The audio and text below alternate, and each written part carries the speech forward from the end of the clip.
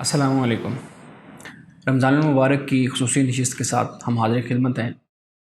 ناظرین، ہم نے ایک نشست میں پہلے زکوٰۃ کے اوپر کچھ سوالات جو لوگوں کی طرف سے پوچھے جاتے ہیں اور باقاعدہ کچھ لوگوں نے اپروچ کر کے ہمیں کچھ سوالات بھیجے، اس پہ گفتگو کی تھی۔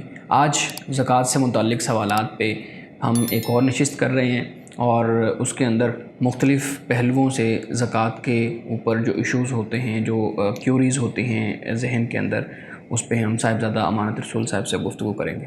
السلام علیکم سر۔ جی وعلیکم السلام۔ سر، زکوٰۃ پہ ہم نے ایک پہلے بھی پروگرام کیا تھا، آج پھر ہم سوچ رہے ہیں کہ اسی کے اوپر ہم جو ہے نا وہ بات کریں۔ میرے پاس کچھ سوالات لکھے ہوئے ہیں، مجھے کچھ لوگوں نے سوالات بھیجے بھی ہیں، تو میں باری باری کر کے وہ آپ سے سوال پوچھوں گا تو آپ ہماری رہنمائی فرمائیں۔ سر، سب سے پہلے تو زکوٰۃ کے نصاب کے اوپر عام طور پہ یہ سوال کیا جاتا ہے کہ زکوٰۃ کے نصاب کا اصول کیا ہے؟ کیا سونے کا حساب لگایا جائے گا، چاندی کا حساب لگایا جائے گا، نقدی کا حساب لگایا جائے گا، اور اگر کسی شخص کے پاس یہ تینوں چیزیں نہیں ہیں، اس کے پاس کوئی اور ایسٹ ہے، تو پھر اس کا حساب کیسے لگایا جائے گا؟ تو سر، اصول کیا ہے نصاب کے اندر؟ دیکھیے، اب تو علماء کرام نے سونے کو اس کا نصاب بنایا اور اصول بنایا ہے۔ یعنی پہلے تھا سونا اور چاندی، چونکہ چاندی اب ضمانت کے طور پر نہیں استعمال کی جاتی، اب سونا ہی ضمانت کے طور پر استعمال کیا جاتا ہے، کیونکہ سونا مہنگا ہے اور چاندی اس حساب سے مہنگی نہیں ہوئی اور وہ سستی ہے، تو اس لیے سونے کو معیار مقرر کیا جاتا ہے۔ اور اگر ایسا ہوتا ہے نا کہ سونا بھی ہے، چاندی بھی ہے اور نقدی بھی ہے، تو پھر ان تینوں کو ملا کر دیکھا جاتا ہے کہ اس کا کیا نصاب بنتا ہے، تو پھر اس حساب سے زکوٰۃ ادا کی جاتی ہے۔ یعنی کہ سونا اگر اتنا نہیں ہے کہ 7.5 تولے سونا کہا جاتا ہے کہ یہ نصاب ہے، 7.5 تولے سونا نہیں بنتا، لیکن یہ ہے کہ ساتھ چاندی ہے، نقدی ہے، جب ان کو جمع کریں تو وہ 7.5 تولے بن جاتے ہیں، تو پھر اس میں 2.5% جو زکوٰۃ ہے وہ پھر ادا کی جاتی ہے۔ بالکل ٹھیک ہے سر۔ سر، ایک شخص ایسا ہے جو جس کے اوپر زکوٰۃ تو ہے اور وہ زکوٰۃ دینا بھی چاہتا ہے، جی، لیکن اس کا ارادہ یہ ہے کہ وہ ہر ماہ اپنی تنخواہ میں سے 50,000 اس کی تنخواہ ہے تو اس میں سے 3,000 روپے سائڈ پہ کرے اور پورے سال کے اندر زکوٰۃ دے دے۔ یعنی اس کو میں مزید اگر تھوڑا سا ایکسپلین کر دوں، دسمبر کے اندر اس نے زکوٰۃ کا اندازہ لگایا اور اس نے کہا کہ اب میری 30 زکوٰۃ بنی ہے، تو میں اگلا جو سال ہے، جنوری فروری مارچ والا سال، اگلے والا سال، اس کے اندر ایک ماہ کے اندر 3,000 کر کسی کو دیتا جاؤں گا، تو ایسے زکوٰۃ ہو جائے گی؟ یعنی پورے سال کے اندر وہ اس چیز کو لے جاتا ہے۔ دیکھیں، اگر کوئی روزانہ بھی دیتا ہے اپنی زکوٰۃ، لیکن یہ کہ ایک تو پہلے حساب پورا ہونا چاہیے کہ بھئی اتنی میری زکوٰۃ بنتی ہے، پھر بہتر تو یہی ہوتا ہے کہ جب آپ اکٹھا کسی کو دیتے ہیں تو اس سے کسی کا بھلا ہوتا ہے۔ جیسے پہلے ہم نے شاید اس پر بات کی تھی کہ اگر آپ کی اتنی اماؤنٹ بن جاتی ہے کہ کسی شخص کو آپ کوئی کاروبار، کوئی چھوٹا سا یونٹ بنا کر دے دیتے ہیں، تو وہ شخص اگر ایماندار ہے، مخلص ہے اور محنتی ہے، تو وہ اپنے اس چھوٹے سے کاروبار سے اور کام سے بھی وہ کہیں سے کہیں پہنچ جائے گا۔ ایسے ہم نے بہت سے بزنس مین دیکھے ہیں، بلکہ میں ایک سٹوری پڑھ رہا تھا کہ اس میں ایک شخص نے مثالوں سے اپنا کاروبار شروع کیا، جو مثالہ جات ہوتے ہیں، مرچ ہے، جیسے سرخ مرچ ہے اور اس طرح زیرہ وغیرہ، ان چیزوں کے ساتھ اس نے اپنا کام شروع کیا، تو وہ کہیں سے کہیں پہنچ گیا۔ اپنے والدہ کو، اپنی بیوی کو، اس نے بچوں کو شامل کیا، وہ اس کے پیکٹ بناتے تھے، وہ پیکٹ لے کر جاتا تھا دکانوں پہ، تقسیم کرتا تھا، دیتا تھا، تو وہ اس نے پھر اپنے گھر میں ہی 1-2 مشینیں اس کی لگا لی پیک کرنے کی۔ تو لوگ اس طرح اگر کوئی ایمانداری اور محنت سے کام کرتا ہے تو وہ لوگ ترقی کرتے ہیں۔ تو اس لیے میں یہ سمجھتا ہوں کہ اگر ایک انسان میں ہمت نہیں ہے، یعنی زکوٰۃ ادا کرنے کی یکمشت وہ اکٹھی دے دے زکوٰۃ، تو وہ دے سکتا ہے مہینے میں روزانہ کی بنیاد پر، لیکن اس کا ایک حساب و کتاب رکھ لے۔ لیکن اگر اس کی ہمت ہے اور استطاعت ہے کہ وہ اکٹھی دے سکتا ہے، تو پھر بہتر یہ ہے کہ کسی کو اس کے پاؤں پہ کھڑا کر دے، یہ سب سے اچھا کام ہوتا ہے۔ بالکل ٹھیک ہے سر۔ سر، اگلا میرا سوال یہ ہے کہ سید کو زکوٰۃ کیوں نہیں دی جا سکتی؟ اس کی ریزن کیا ہے؟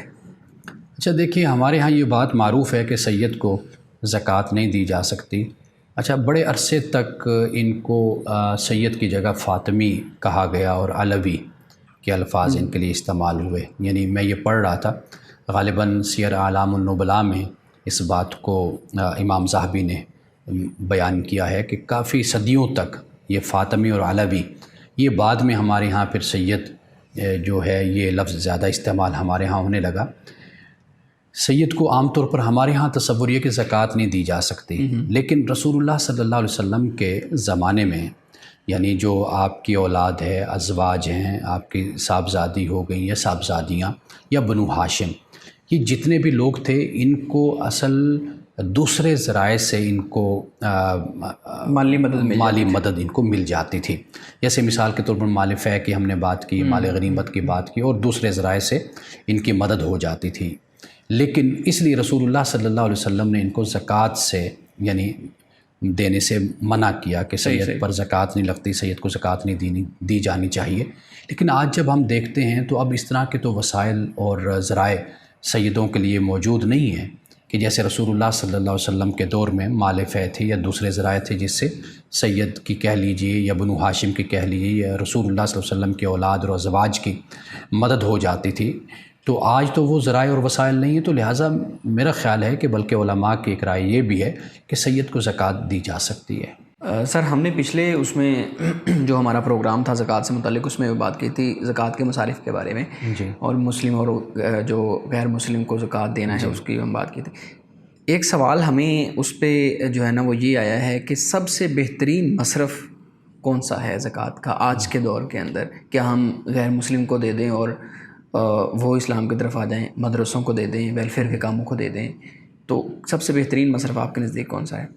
میں یہ سمجھتا ہوں سب سے بہترین مصرف ایک تو مصرف طے ہوتا ہے حالات اور ماحول کے حساب سے۔ مثال کے طور پر آپ ایک ایسے معاشرے میں یا آپ کے آس پاس ایسے لوگ ہیں کہ جن کو 2 وقت کی روٹی کا مسئلہ ہے، تو ایک تو یہ معاملہ ہوتا ہے کہ آپ دیکھتے ہیں سچویشن کیا ہے، حالات کیسے ہیں، صورتحال کیا ہے، آپ اس کے مطابق جس کو بہتر سمجھتے ہیں آپ وہ فیصلہ کرتے ہیں۔ آپ یوں سمجھ لیجئے کہ یہ ہر شخص سے مختلف صورت بن جاتی ہے، یعنی میں جہاں رہتا ہوں میرے حالات اور میرا ماحول مختلف ہو سکتا ہے، آپ جہاں پہ رہتے ہیں آپ کے حالات اور آپ کا ماحول مختلف ہو سکتا ہے۔ ایک تو یہ بات ہے۔ دوسری بات یہ کہ میں یہ سمجھتا ہوں کہ تعلیم سب سے اہم کام ہے، یعنی تعلیم اور تحقیق۔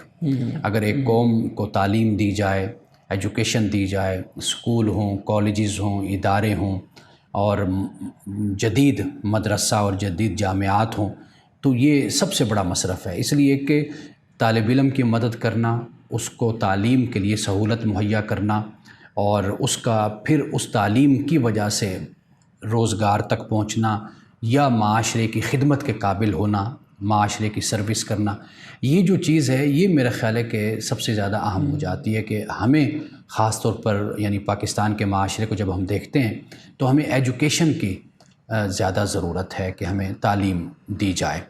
اور اس کے علاوہ ایک اور جو صورت ہمارے سامنے آتی ہے، میں یہ بھی کہتا ہوں عام طور پر کہ ہمیں لوگوں کی ذہنیت اور مینٹیلٹی وہ لوگوں کی ایسی بنانی چاہیے کہ لوگ دوسروں کی طرف دیکھنے کے بجائے اپنے پاؤں پر کھڑے ہونے کی کوشش کریں، یعنی یہ بھی ایک سوچ اور رویہ ہوتا ہے۔ مثال کے طور پر دوسروں سے شکوہ کرنا اور دوسروں کے بارے میں زیادہ فکر مند رہنا یا ان پر تنقید کرنا، تو اس کے بجائے اگر ہم اپنی قوم کی سوچ اور رویے کو تبدیل کریں اور اس پر اگر وسائل اور ذرائع ہم خرچ کر سکیں، اور وہ اس میں بھی تعلیم سب سے اہم کردار ادا کرتی ہے۔ مثال کے طور پر ہم یہاں ادارے میں بیٹھے ہوئے ہیں تو ہمارے ادارے میں یعنی تعلیم کا بھی معاملہ چل رہا ہے، اور میں اکثر طور پہ یہ کہتا ہوں کہ تعلیم سے زیادہ اہم یہ ہے کہ آپ ماحول کیسا دے رہے ہیں۔ یعنی ایک چیز ہے کہ جو آپ کورس کو لے کر چل رہے ہیں، ایک چیز یہ ہے کہ آپ وہاں کی ایکٹیویٹیز اور وہاں کا ماحول ایسا رکھتے ہیں کہ لوگوں کو ایکسپوجر ملتا ہے۔ بالکل ایک طالب علم ہے کہ جو پاس کر لیتا ہے، کورس کر لیتا ہے، کتاب پڑھ لیتا ہے، لیکن اس کی فکری نشو نما نہیں ہوتی اور اس کو کوئی سمجھ، کوئی فہم، کوئی حالات کے مطابق زندگی گزارنے کا طریقہ نہیں آتا، اس کے اندر تہذیب، شائستگی اس کے اندر نہیں ہے۔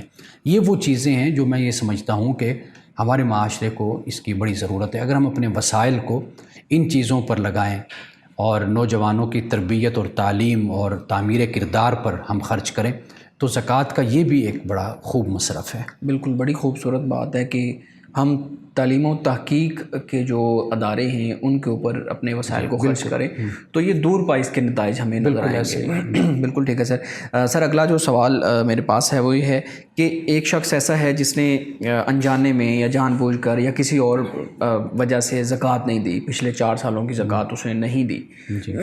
اب اس کو یہ محسوس ہوا کہ مجھے تو زکوٰۃ دینی چاہیے تھی, تو وہ کیا کرے؟ پچھلے سالوں کی زکوٰۃ گزر گئی ہے, اس کے اوپر اس کو کوئی کفارہ یا کوئی کچھ جرمانہ دینا پڑے گا, یا صرف زکوٰۃ دینی پڑے گی, یا وہ گزر گئی ہے صرف اگلے سالوں کا حساب لگانا پڑے گا, وہ کیا کریں؟ دیکھیے یہ چونکہ اللہ سبحانہ و تعالیٰ کا حق بھی ہے اور ساتھ ساتھ لوگوں کا بھی حق ہے زکوٰۃ, تو اس کا یہ طریقہ ہے کہ گزشتہ سالوں کو وہ دیکھ لے, اس کا اندازہ کر لے اور اندازہ کر کے وہ اس کو ادا کر دے, اور پھر اللہ تعالیٰ سے توبہ بھی کرے, معافی بھی مانگے کہ اگر کوئی حق بندوں کا مجھ پر رہ گیا ہو کہ تو اس کو معاف کرنے والا ہے. اگر زکوٰۃ کی رقم جو ہے اس کو, مثال کے طور پہ میری زکوٰۃ کی رقم ہے, اس کو میں کسی ویلفیئر کے وہ ایک کاروبار سے شروع کر لیتا ہوں, اور کاروبار سے میرا مقصد یہ ہے کہ میں یہ کاروبار جب پھیلے گا اس سے جتنے بھی پیسے آئیں گے اس سے میں ایک ہاسپٹل بناؤں گا, یا مجھ سے کوئی ویلفیئر کا کام کروں گا, کوئی اس سے تعلیمی ادارہ بناؤں گا. اب وہ زکوٰۃ میں نے مستحق کو نہیں دی, لیکن میں نے اس سے کاروبار شروع کر لیا, اور اس کاروبار سے مقصد میرا یہ ہے کہ میں یہ کام کروں گا, تو یہ ایک ذہن بہتر ہے یا مستحق کو ہی دینی چاہیے؟ دیکھیے اگر بہت سے ادارے اور بہت سے انسٹیٹیوٹ وہ زکوٰۃ ہی سے چلتے ہیں, اور یتیم خانے آپ کہہ لیجئے, اور مدرسے کے جو طلباء وغیرہ ہوتے ہیں ان کو بھی زکوٰۃ ان پر خرچ ہو سکتی ہے, ان کے تعلیم کے معاملے میں خاص طور پر, جیسے ہم نے پہلے بات کی کہ تعلیم سب سے زیادہ اہم ہے, اس پر خرچ کیا جانا چاہیے, اور احادیث رسول صلی اللہ علیہ وسلم میں بھی اس کی بڑی فضیلت اور بڑا اس کا اجر اور ثواب بیان کیا گیا ہے. تو اس لیے اگر کوئی شخص اس نیت سے کاروبار کرتا ہے کہ اس کی فلورشمنٹ ہوتی ہے, اس میں نشو و نما ہوتی ہے, اس میں اضافہ ہوتا ہے, تو پھر وہ ایمانداری کے ساتھ ان پیسوں کو وہ کسی اور جگہ پر خرچ کرے گا, یعنی طلباء کی تعلیم و تربیت کے لیے خرچ کرے گا, کوئی ہاسپٹل بنائے گا, کوئی یتیم خانہ ہوگا, علاج معالجے کے لیے کام ہوگا, تو وہ اس پر کر سکتا ہے. لیکن یہ ضروری ہے کہ اس کا پورا یعنی ایمانداری کے ساتھ اس کا حساب و کتاب اور پورے طریقے سے اس کو لے کر وہ چلے. تو یعنی جو پیسہ وہ جمع کرتا ہے وہ اس سے اگر کوئی مثال کے طور پر زمین لے لیتا ہے اور اس زمین پر فصل وغیرہ اجناس اناج وغیرہ اگتے ہیں, اور پھر وہ اناج اجناس وہ غریبوں میں تقسیم کرتا ہے. اب وہ زمین تو لی اس نے زکوٰۃ کے پیسوں سے, لیکن اب اس زمین کا جو مصرف ہے وہ بے یار و مددگار جو لوگ ہیں, فقراء ہیں, غریب ہیں, مساکین ہیں, ان کے جو آمدن پیدا ہوتی ہے وہ ان پر خرچ ہوتی ہے, تو یہ باعث اجر و ثواب ہے. ٹھیک ہے, یہ کر سکتا ہے. صحیح, بالکل ٹھیک ہے سر. سر اگلا میرا سوال ہے کہ کیا انبیاء اور رسول پر زکوٰۃ واجب ہوتی ہے, اور کیا رسول اللہ صلی اللہ علیہ وسلم نے اپنی زندگی کے اندر زکوٰۃ دی تھی کبھی؟ دیکھیے ایک تو انبیاء علیہ السلام کا کبھی بھی مال اس حد تک کبھی نہیں پہنچا کہ وہ اس پر زکوٰۃ دیں. رسول اللہ صلی اللہ علیہ وسلم کی تمام زندگی ہمارے سامنے ہے. ہم دیکھتے ہیں کہ کس طرح آپ نے فقر سے, اور آپ نے کس طرح روزوں کے ساتھ, اور آپ نے جو حالات تھے ان کا آپ نے مقابلہ کیا تھا. تو اس لیے انبیاء علیہ السلام پر اگر زکوٰۃ ہو بھی صحیح, تو علماء کا جو نقطہ نظر ہے وہ یہی ہے کہ چونکہ زکوٰۃ ایک لحاظ سے میل ہوتی ہے, تو انبیاء علیہ السلام کا مال ایسا نہیں ہوتا, اور پھر یہ ہے کہ جو کچھ بھی ان کے پاس ہوتا ہے وہ اللہ کی ملکیت ہوتی ہے, اور وہ اس پر انبیاء علیہ السلام کی کوئی ملکیت اس پر ثابت نہیں ہوتی, تو لہٰذا وہ ان پر زکوٰۃ بھی نہیں ہوتی. لیکن اگر ہم انبیاء علیہ السلام کی حیات کا, ان کی سیرت کا مطالعہ کرتے ہیں, تو ہمیں یہ معلوم ہوتا ہے کہ ان کا مال اکثر طور پر کبھی بھی اس نصاب تک اور اس حد تک نہیں پہنچا کہ انہوں نے ان پر زکوٰۃ فرض ہو. باقی انبیاء علیہ السلام پر جو اللہ تعالیٰ کے احکام ہیں وہ ان پر بھی لازم اور ضروری اور فرض ہوتے ہیں.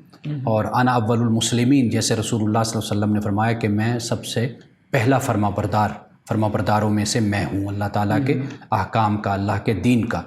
تو اللہ کے احکام اور فرائض جس طرح غیر نبی پر نافذ اور فرض ہوتے ہیں, اسی طرح نبی پر بھی لازم اور فرض ہوتے ہیں. سب سے پہلے تو وہی نمونہ ہوتا ہے ہمارے لیے. تو لیکن زکوٰۃ اس حوالے سے کہ ان پر کبھی اس سطح تک نہیں پہنچی کہ ان پر زکوٰۃ फ़र्ض ہوئی ہو کہ انہوں نے زکوٰۃ ادا کرنی ہو۔ صحیح. ہم بات کرتے ہیں کہ زکوٰۃ جو ہے نا وہ حوائج اصلیہ جو ضرورت سے زائد مال ہے اس کے اوپر ہے. اب یہ تعین کیسے کیا جائے گا؟ آج کے دور میں تو ہر چیز ڈیفرنٹ کلاسز کے اعتبار سے ضرورت ہے. فریج یا گاڑی ایک کلاس کی ضرورت ہے اور دوسری کلاس کی ضرورت نہیں ہے. اسی طریقے سے اے سی ایک کلاس کی ضرورت ہے، دوسری کلاس کی ضرورت نہیں ہے. تو ہم کیسے اندازہ کریں گے اس چیز کا؟ دیکھیے اصل بات یہ ہے کہ جس چیز کا بڑھنا ہے اور اس سے منافع لینا ہے، فائدہ لینا ہے، در حقیقت اس پر زکوٰۃ ہے. یعنی مثال کے طور پر نقدی جیسے ہوتی ہے کہ اس سے آپ منافع حاصل کرتے ہیں، آپ اس سے تجارت کرتے ہیں، کاروبار کرتے ہیں. اسی طرح سونا ہے، اسی طرح چاندی ہے. یہ وہ چیزیں ہیں کہ جن پر زکوٰۃ فرض اور لازم ہوتی ہے. باقی جو چیزیں آپ کے استعمال میں ہیں، مثال کے طور پر گاڑی ہے، گھر ہے، اور آپ کے گھر کی چیزیں جو استعمال میں ہوتی ہیں جیسے صوفہ، کرسی وغیرہ، بیڈ، یہ سارا بہت کچھ سامان گھر میں ہوتا ہے، تو اس پر زکوٰۃ نہیں ہوتی. زکوٰۃ ہمیشہ یعنی جس سے آپ کو فائدہ ہے، جیسے مثال کے طور پر آپ نفع لیتے ہیں، نقدی ہے، سونا یا چاندی وغیرہ جیسے میں نے ذکر کیا، یا اس کے علاوہ آپ کی دکان میں سامان پڑا ہوا ہے، ورک شاپ میں سامان ہے، آپ کے شو روم میں سامان پڑا ہوا ہے.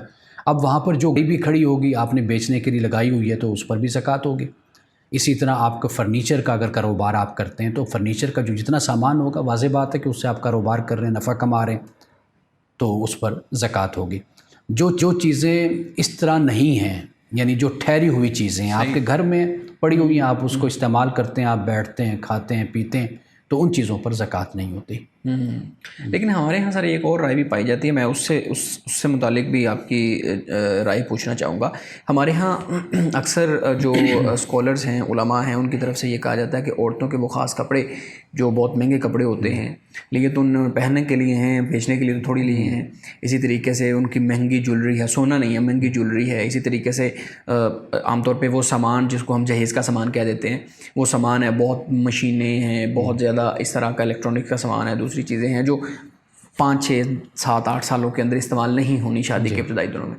تو کچھ اسکالرز کا تو یہ بھی موقف ہے کہ اس کے اوپر بھی زکوٰۃ ہے. آپ کی اس کے بارے میں کیا رائے ہے؟ دیکھیں یہ ایک مختلف فی مسئلہ ہے.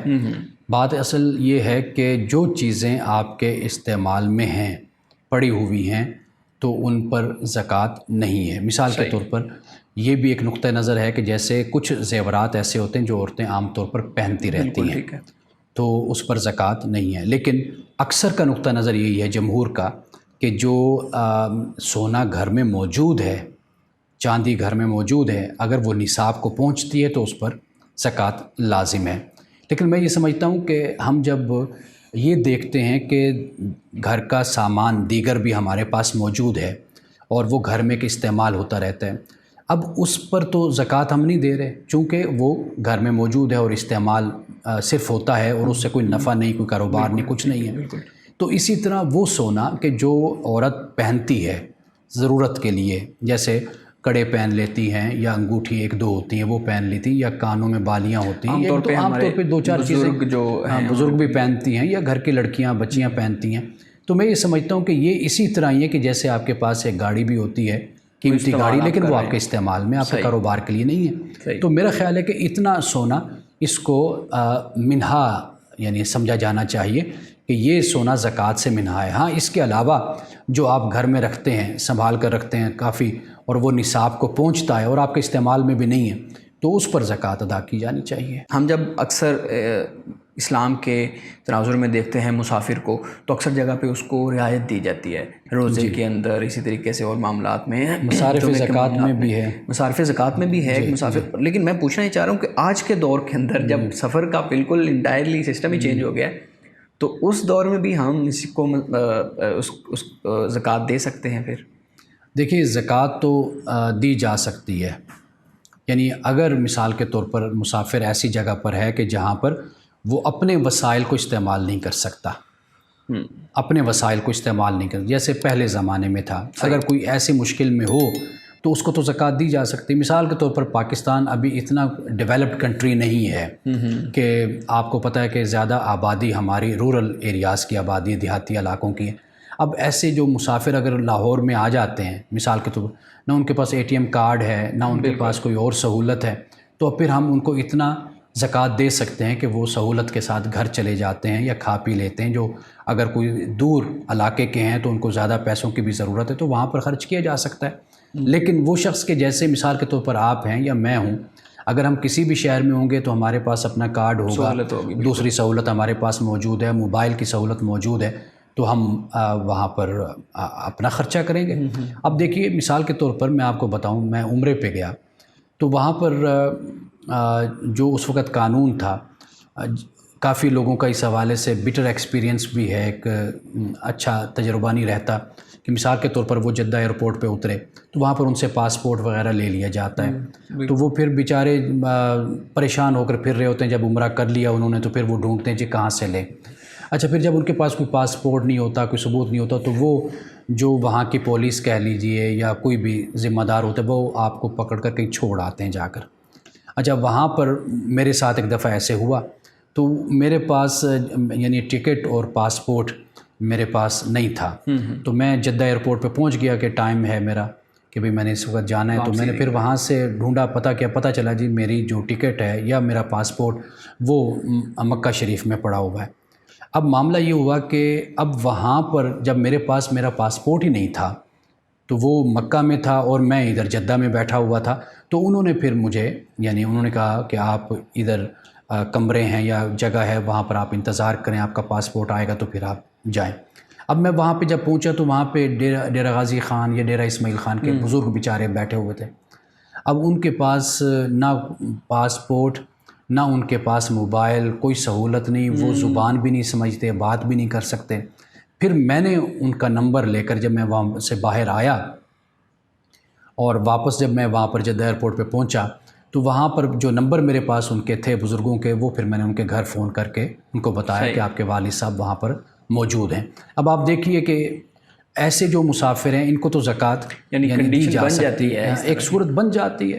اب بھی پاکستان میں یعنی کتنی بڑی آبادی ہے کہ جو دیہاتوں میں رہتی ہے اور لوگوں کو موبائل کے استعمال کا پتہ نہیں ہے، آ جاتے ہیں پریشان ہوتے ہیں، تو پھر ایسے لوگوں کو تو زکوٰۃ دی جا سکتی ہے. بالکل ہو سکتا ہے. اس کی ایک اور صورت یہ بھی بن سکتی ہے نا کہ آپ کا بٹوا گم گیا ہے، پیسے گم گئے ہیں، جیب کٹ گئی ہے، کئی دفعہ ایسے ہو جاتا ہے، یعنی اسی میں سب کچھ ہوتا ہے، ATM کارڈ وغیرہ سب کچھ، تو اس صورت میں دی جا سکتی ہے. بالکل آپ نے مسئلے کو واضح کر دیا. ہمارے پاس 2 سوال ہیں. ایک شخص ایسا ہے جو ٹیچر ہے یا جو انجینئر ہے، دفتر کے اندر لگا ہوا ہے، اس کے پاس مال جمع نہیں ہوتا، جی لاکھ روپیہ 2 لاکھ روپیہ جمع نہیں ہوتے، لیکن اس کی 50,000 روپیہ لاکھ روپیہ اس کی تنخواہ ہے. فرض کریں لاکھ تنخواہ ہے تو پہلے مہینے بھی لاکھ تھی، آخری مہینے بھی لاکھ ہے، تو اب اس لاکھ کے اوپر زکوٰۃ ہوگی؟ یعنی اس کے پاس پورا سال نہیں گزرا. بات ہے کہ اخراجات اور اس کے معاملات یہ دیکھے جاتے ہیں. یعنی آمدن آپ کے پاس ہے، پہلے دن سے ہی آپ کے پاس آمدن اتنی ہے کہ جس پر زکوٰۃ لازم ہو جاتی ہے، فرض ہو جاتی ہے، اور اسی طرح ہی پیسے گھٹتے بڑھتے رہتے ہیں، اور آخری مہینے میں جب زکوٰۃ کا وقت آیا تو آپ کے پاس اتنی اماؤنٹ ہے کہ جس پر زکوٰۃ لازم ہے، تو پھر اس کو زکوٰۃ دینی ہوگی. بالکل ٹھیک ہے. صدقہ فطر کی ہم جب بات کرتے ہیں تو سر اس پہ ہماری رہنمائی کریں. صدقہ فطر ہے کیا، کیوں دیا جاتا ہے، اور اس کا نصاب کیا ہے؟ دیکھیے پہلی بات تو یہ ہے کہ رمضان المبارک میں انفاق کیا جاتا ہے، خرچ کرتا ہے انسان. اچھا پھر یہ کہ اکثر لوگ زکوٰۃ بھی رمضان کے مہینے میں دیتے ہیں یا اس سے پہلے دیتے ہیں. صدقہ فطر یہ ہے کہ احادیث رسول صلی اللہ علیہ وسلم کے مطابق کہ رمضان المبارک میں روزے رکھے، کوئی غلطی ہوئی، خطا ہوئی تو چلو ایک لحاظ سے اس کی کمپنسیشن جس کو کہتے ہیں وہ صدقۃ الفطر سے ہو گئی.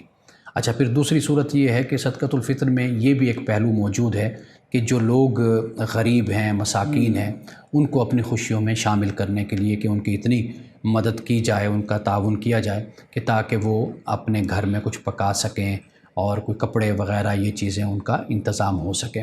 اچھا پھر یہ ہے کہ جو صدقۃ الفطر ہے اس کے لیے رسول اللہ صلی اللہ علیہ وسلم نے ایک مقدار بیان کر دی، یعنی جسے 2.25 کلو غالباً گندم کہتے ہیں. اچھا گندم بھی ہے، جو بھی ہے، اور کشمش بھی ہے.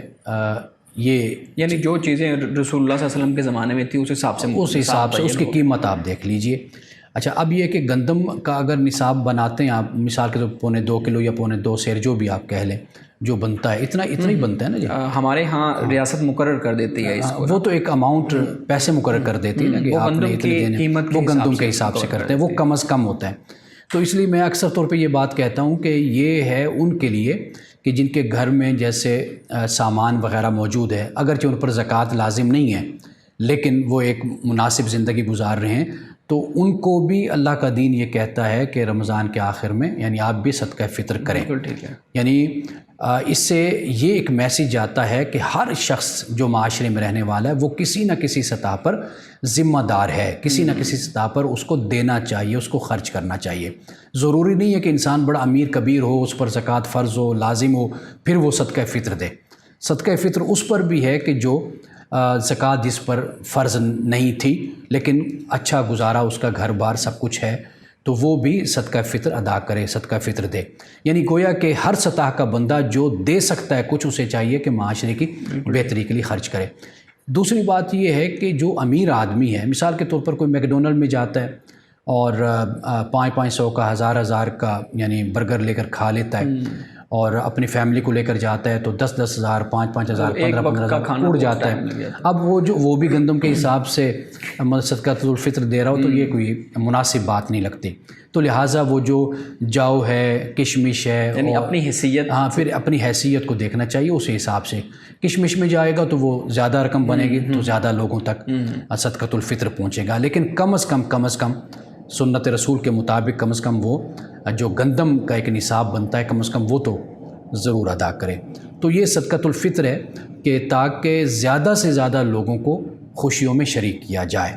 اور عید الفطر میں ایسا نہ ہو کہ کوئی گھر ایسا ہو کہ جس گھر میں کچھ نہ پکے، جس گھر میں کچھ نہ ہو، تاکہ سب گھروں کو پہنچے اور سب گھر عید کی خوشیوں میں شامل ہو. بڑی خوبصورت بات ہے. یعنی بیک اینڈ پہ وہی ایک سوچ ہے کہ دوسروں کی ہیلپ ہو جائے، دوسروں کی مدد ہو جائے، اور وہ بھی آپ کے ساتھ. حدیث پاک ہے نا، الید العلیٰ خیر من الید السفلیٰ، کہ اوپر والا ہاتھ نیچے والے ہاتھ سے بہتر ہے. تو اس لیے ہر شخص کو جیسے رسول اللہ صلی اللہ علیہ وسلم کی بارگاہ میں جب کوئی مانگنے آیا تھا تو آپ نے اس کو کمانے کا راستہ دکھایا تھا کہ بھئی تمہارے پاس کوئی چیز ہے اس کو بیچو. پھر رسی اور کلہاڑا اس کو لے کر دیا، فرمایا جاؤ لکڑی کاٹو اور بیچو. پھر وہ واپس آیا تو پھر اس نے بڑے فخر کے ساتھ اور خوشی کے ساتھ بتایا کہ یا رسول اللہ صلی اللہ علیہ وسلم اب میرے پاس یعنی اتنا ہے، میں ماشاءاللہ خود کما رہا ہوں اور میرے گھر میں اب چہل پہل ہے. اب وہ جو تنگ دستی تھی اور مانگنے تک نوبت آئی تھی وہ ختم ہو گئی. تو اسلام ہمیں در حقیقت یہ جو قدم قدم پر دینے کی بات کرتا ہے نا، انفاق کی، قرض کی، اور صدقات و خیرات کی، زکوٰۃ کی، صدقۃ الفطر کی، وہ در حقیقت اسی لیے کرتا ہے کہ ہماری اجتماعی طور پر جو سوچ بنے اور رویہ وہ یہ ہو کہ ہم نے دینا ہے، دوسروں کی مدد، دوسروں کی مدد کرنی ہے، ہم نے دوسروں سے لینا نہیں ہے. جب قرآن پاک رزق کی بات کرتا ہے تو اس رزق سے بھی مراد علم بھی ہے، مال اور دولت، صلاحیت، جو بھی اللہ نے آپ کو دیا اس کی زکوٰۃ اور اس کا صدقہ ضرور انسان کو، مسلمان کو نکالنا چاہیے. بالکل ٹھیک ہے. اب وقت ہمارا بالکل جو ہے نا وہ اختتام پذیر ہونے والا ہے. صرف آخری سوال یہ، صدقہ فطر کب دینا چاہیے؟ اگر کوئی شخص ایسا ہے جس نے رمضان میں صدقہ فطر نہ دیا، عید بھی گزر گئی اس نے نہ دیا، تو اب کیا اس کی صورت بن سکتی ہے؟ دیکھیے صدقہ فطر وہی ہے جو عید سے پہلے دیا گیا، باقی جو بھی دے گا وہ صدقہ ہوگا، وہ خیرات ہوگی، لیکن وہ صدقۃ الفطر نہیں ہوگا. صدقۃ الفطر کے لیے ضروری ہے کہ عید سے پہلے تک وہ اس کو ادا کرتے. لیکن اگر کسی کا رہ جائے تو وہ رہ جائے تو وہ پھر جو بھی دے گا وہ صدقہ ہوگا، یعنی اس کو صدقۃ الفطر کا نام ہم نہیں اس کو دے سکتے. یعنی واضح بات ہے کہ آپ کو اللہ کے رسول صلی اللہ علیہ وسلم نے ایک وقت بتایا اور اس کا مقصد بھی ہمارے سامنے ہے کہ ہم جو صدقۃ الفطر دیتے ہیں اس کا مقصد یہ ہے کہ عید کی خوشیوں میں لوگ ہمارے ساتھ شامل ہو سکیں، وہ گھر میں کچھ پکا سکیں، ان کو کچھ سہولت ہو جائے، کچھ آسودگی ہو جائے. مقصد اصل وہ ہے. جب وہ وقت گزر گیا، مثال کے طور پر آپ کسی کی شادی میں شریک نہیں ہوئے اور شادی کے موقع پر شریک ہونا ہوتا ہے، پھر آپ کچھ ان کو لفافے میں ڈال کر کوئی آپ پیسے دے دیتے ہیں یا کوئی تحفہ دے دیتے ہیں.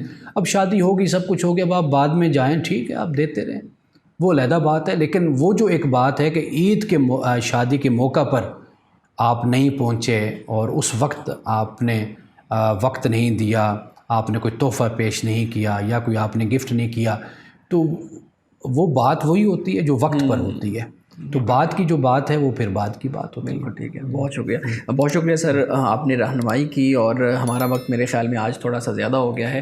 ناظرین، زکوٰۃ سے متعلق ہمارے پاس سوالات تھے، ہم نے کوشش کی کہ آپ کے جتنے بھی سوالات ہیں ہم ان کو ایڈریس کریں، ان کو امانت رسول صاحب سے پوچھیں، اس سے رہنمائی لیں۔ ہم آپ سے اجازت چاہتے ہیں، ہمیں اجازت دیجیے، ہم ایک اور نشست کے ساتھ حاضر ہوں گے۔ خدا حافظ۔